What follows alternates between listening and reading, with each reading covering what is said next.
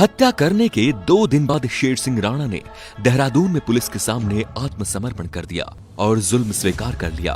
Case चलने तक अदालत ने शेर सिंह को तिहाड़ जेल में भेज दिया। तिहाड़ जेल में करीब 2.5 साल रहने के दौरान राणा ने कहा था कि तिहाड़ की सलाखें उसे ज्यादा दिनों तक नहीं रोक पाएंगी। समय ने करवट बदली और लगभग 3 साल बाद 17 फरवरी 2004 को राणा फिल्मी अंदाज में तिहाड़ जेल से फरार हो गया।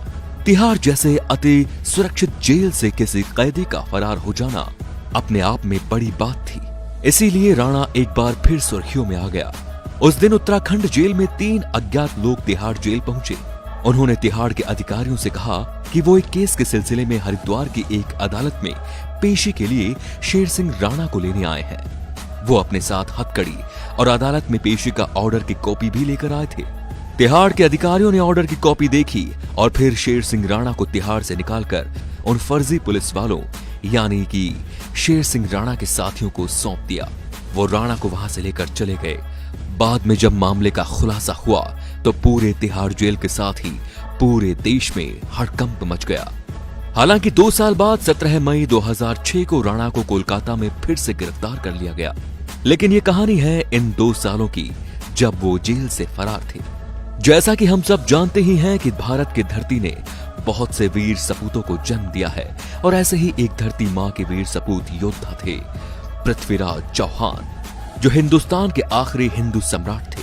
कंधार विमान हाईजैक मामले में तत्कालीन विदेश मंत्री जसवंत सिंह अफगानिस्तान गए थे, तो उस समय उन्हें गजनी ने पृथ्वीराज चौहान की समाधि होने की जानकारी खुद तालिबान सरकार के अधिकारियों ने दी थी। पृथ्वीराज चौहान की समाधि अफगानिस्तान में थी और मोहम्मद गोरी की कब्र के पास मौजूद थी। अफगानिस्तान में परंपरा है कि जो लोग मोहम्मद गोरी की कब्र देखने जाते हैं उन्हें पहले पृथ्वीराज चौहान की समाधि का अपमान जूतों से करना पड़ता है। जसवंत सिंह ने जब भारत आकर इस बात का खुलासा किया तो इस बयान को समूचे भारतीय मीडिया ने बढ़ चढ़कर देश की जनता के सामने रखा। फिर क्या था? क्या आम आदमी सभी पृथ्वीराज चौहान की अस्थियां वापस लाने की वकालत की? प्रयास करने की जहमत शायद किसी ने नहीं उठाई, लेकिन जब शेर सिंह राणा को पता चला तो उन्होंने सम्राट पृथ्वीराज चौहान की समाधि के अवशेष सम्मान के साथ भारत वापस लाने का प्रण लिया।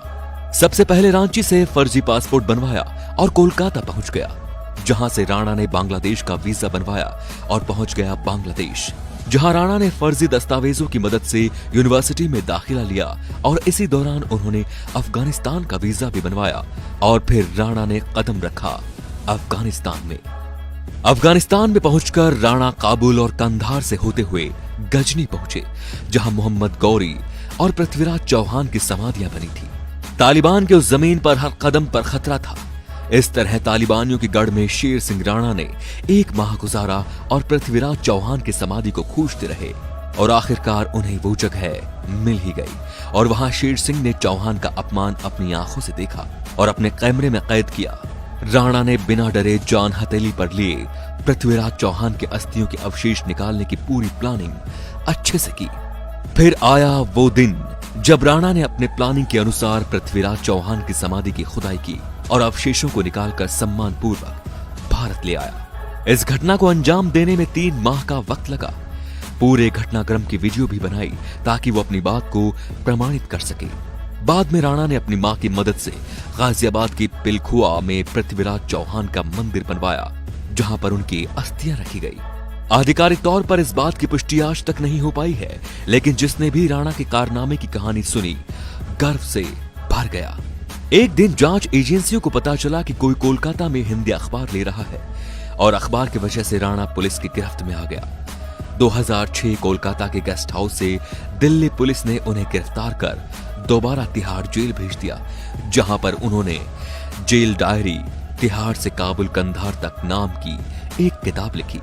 एंड ऑफ बेंडिट क्वीन नामक फिल्म शेर सिंह राणा के जीवन पर ही आधारित है, जिसमें शेर सिंह राणा का किरदार अभिनेता नवाजुद्दीन सिद्दीकी ने निभाया है। तो ये शेर सिंह राणा के अदम्य साहस और कारनामे की कहानी शेर सिंह द्वारा उठाए गए इसी कदम का स्वागत है। आपको बता दें कि शेर सिंह राणा द्वारा की गई हत्या और भारत के कानून का अनादर करने का बिल्कुल भी हम समर्थन नहीं करते।